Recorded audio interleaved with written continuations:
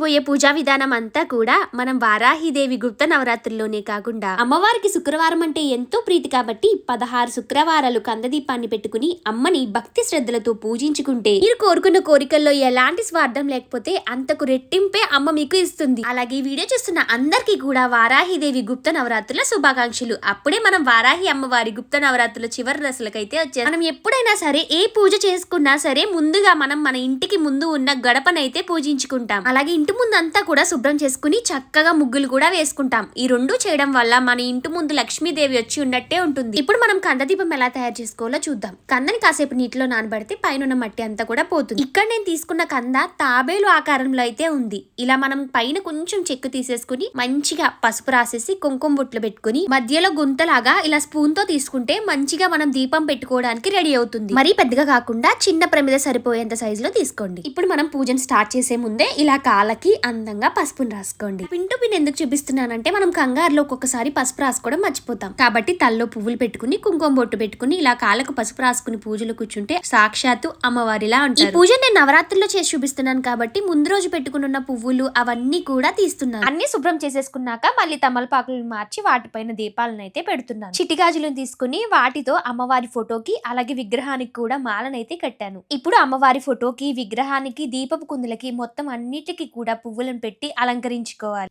ఇక్కడ నేను కామాక్షి అమ్మవారి దీపాన్ని అయితే పెట్టుకున్నాను. మీ దగ్గర వారాహి అమ్మవారి దీపం ఉంటే పెట్టుకోవచ్చు. ఇందాక మనం చిన్నగా గుంత అయితే పెట్టుకున్నాం కదా, దాంట్లో ఇప్పుడు ఆవు నెయ్యి అయితే వేసుకుంటున్నాం. వారాహి అమ్మవారి పూజకి మనం ఎర్రవత్తులను ఉపయోగించి పూజనైతే చేస్తాం. ఆవు నెయ్య లేదంటే మనం నువ్వుల నూనె ఉపయోగించవచ్చు. అగరత్తు సాయంతో ఇలా దీపాలను అయితే వెలిగించుకోండి. నేనైతే 5 దీపాలు పెట్టాను. కంద దీపంతో మొత్తం 6 దీపాలు అయ్యాయి. ఇంకా పూజ మొదలు పెట్టే ముందు మనం అయితే ఒకసారి ఆచమనం చేసుకుని మంచిగా చేతులను కడుక్కొని పూజనైతే ప్రారంభించాలి. పూజకు ముఖ్యంగా మనకి అక్షింతలు కావాలి కాబట్టి అక్షింతల కోసం నేనైతే ఈ రోజు జవాదు కుంకుమను ఉపయోగిస్తున్నాను.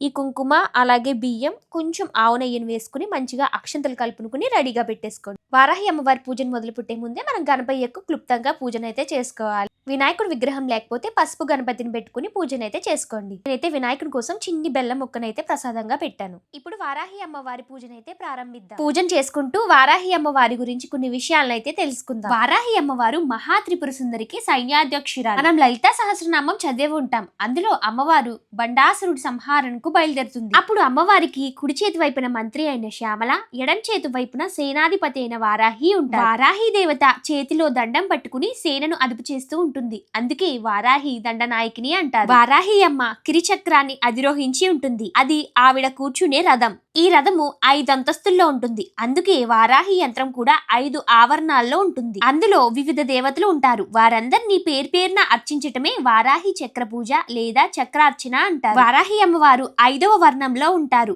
అమ్మవారికి మొత్తం 12 మంది సేనలైతే ఉన్నారు. వారందరికి అధిపతియే వారాహి. ఇక్కడ నేను వారాహిదేవి కవచం అయితే చదువుతున్నాను. ఒక్కసారి ఎలా చదవాలో వినండి. అస్య శ్రీ వారాహి కవచస్య త్రిలోచనా ఋషిః అనుష్టప ఛందః శ్రీ వారాహి దేవత ఓం బీజం గ్లౌం శక్తి.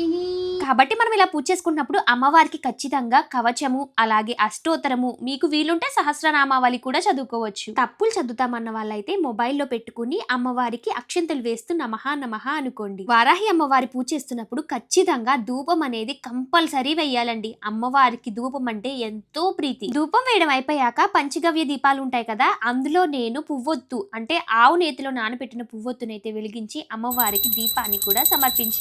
ఇంకా ప్రసాదాల విషయానికి వస్తే అమ్మవారికి బెల్లం పానకం ఖచ్చితంగా పెట్టాలి. అమ్మవారి భూదేవత కాబట్టి భూమిలో నుంచి వచ్చే చిలకడ దుంపలన్నా కూడా అమ్మవారికి ఎంతో ప్రీతి. అమ్మవారికి దానం గింజలన్నా కూడా చాలా ఇష్టం అంట. ఆ రోజు నా దగ్గర లేకపోవడం వల్ల యాపిల్ అయితే పెట్టాను. అలాగే దానితో పాటు ఇంకో ప్రసాదం ఏదైనా కూడా మీరు యాడ్ చేసుకుని పెట్టచ్చు. వాటితో పాటు మీకు నచ్చిన ప్రసాదం ఏమైనా పెట్టచ్చు. ఆ రోజు నేనైతే నిమ్మకాయ పులిహోర పెట్టాను. ఇన్ని పెట్టాలి అన్ని పెట్టాలని ఏవి ఉండదు. మీకు నచ్చినవి ఏవైనా అమ్మవారికి సమర్పించవచ్చు.